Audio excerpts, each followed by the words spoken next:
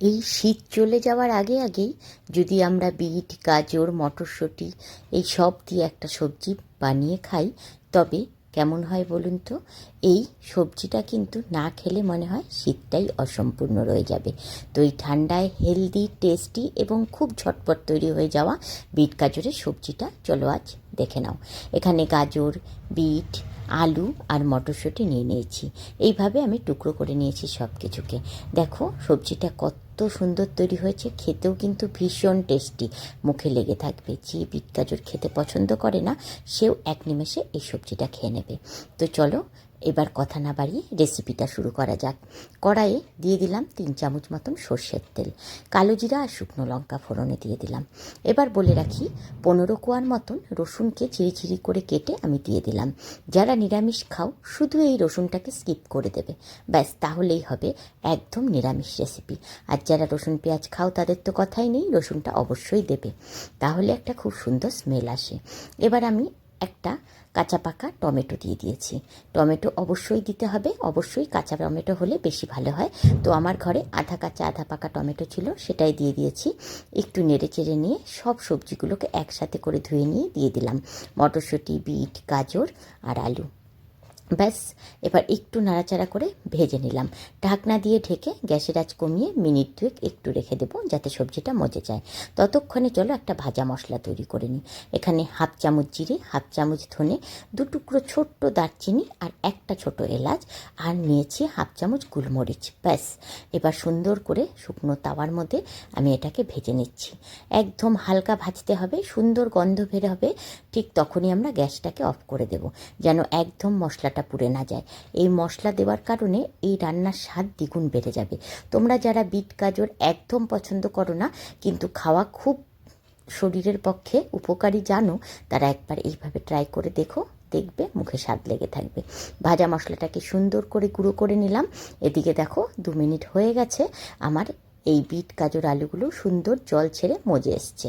এবার গ্যাসের আঁচ বাড়িয়ে দিয়ে আবারও মিনিট 2 নেড়ে চেড়ে একটু ভাজা ভাজা করে নেব।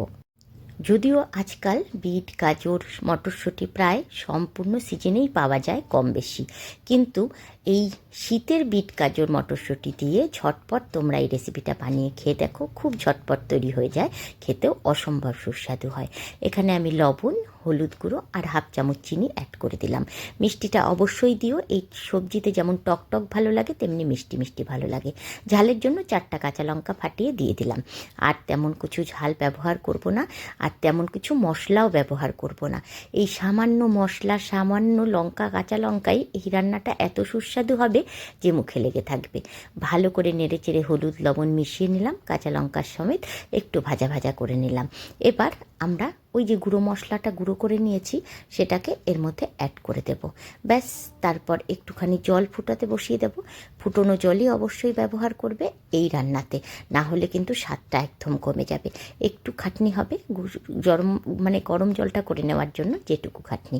তো দেখো গুঁড়ো মশলাটা দিয়ে একটু নাড়াচাড়া করে নিলাম। যেহেতু এটা ভাজা মশলা, ভাজবার কোনো দরকার নেই, জাস্ট একটু নাড়াচাড়া করে মিশিয়ে নিয়ে প্রথমে একটুখানি জল দিয়ে এটাকে একটু কষিয়ে নেব। তারপর আমরা পুরো জলটা ইউজ করব। তরকারিটা খুব মাখো মাখো হবে, মানে হালকা গ্রেভি গ্রেভি থাকবে, এরকম করব। তার ফলে আমরা এটা রুটি, পরোটা, ভাত সবের সাথেই খেতে পারবো। প্রথমে ওই 3-4 চামচ মতন জল দিয়ে একটুখানি নেড়ে চেড়ে ঢাকনা দিয়ে ঢেকে মিনিট 2-3 গ্যাসের আঁচ কমিয়ে রেখে দেব। এতে হবে কি, মশলার সাথে তরকারিটা খুব সুন্দর কষে যাবে আর মশলার পুরো সফটনেসটা সবজির মধ্যে উঠে আসবে। তো অবশ্যই মশলাটা দেবার পর একটুখানি জল দিয়ে এভাবে কষিয়ে নেবে। ব্যাস তারপর ফুটনো জলটা দিয়ে আমরা মিনিট 2 একটু অপেক্ষা করব। তারপর খুন্তি দিয়ে একটুখানি আলু, গাজর, বিটগুলোকে ভেঙে ভেঙে দেব, যাতে একটু সবজিটা গাঢ় গাঢ় হয়ে যায়।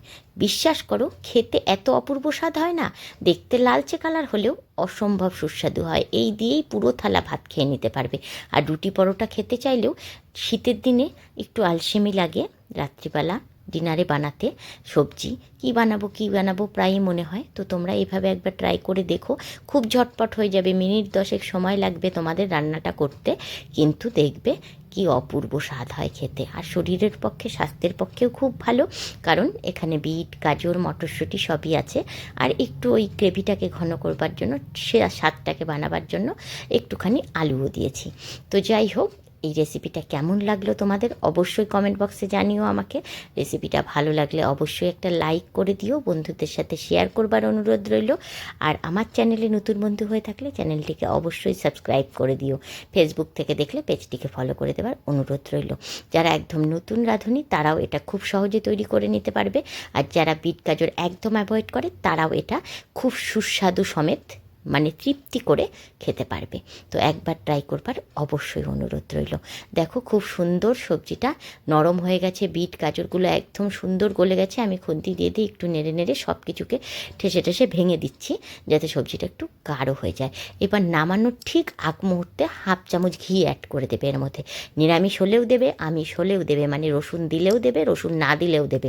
আমি আবার বলছি, যারা নিরামিষ খাবে শুধু রসুনটাকে স্কিপ করে দেবে, আর যারা নিরামিষ খাবে না তারা রসুনটা অবশ্যই দিও। এর ফলে একটা খুব সুন্দর স্মেল আসে, আর খেতেও অনেক বেশি সুস্বাদু হয়। তো নিরামিষ দিনে তো আমরা অবশ্যই রসুন খাবো না, তাই রসুনটাকে স্কিপ করে রান্না করো, সেটাও অনেক ভালো লাগবে। তো আমার রেসিপিটা একদম খাবার জন্য রেডি হয়ে গেছে। এবার গরম গরম পরিবেশন করে দেব। বিশ্বাস করো, যার পাতে পড়বে সেই অমৃত মনে করে আবার আরেকটু চাইবে। তো অবশ্যই বানাবার অনুরোধ রইল একবার। তো একবার খেয়ে দেখে আমাকে কমেন্ট বক্সে জানিও তোমাদের কেমন লেগেছে। আজ এই অবধি, দেখা হবে আবার নেক্সট কোনো ভিডিওতে নতুন কোনো রেসিপি নিয়ে। খুব সিম্পল সহজ রেসিপি দিয়ে দিলাম, অবশ্যই একবার ট্রাই করবার অনুরোধ রইল।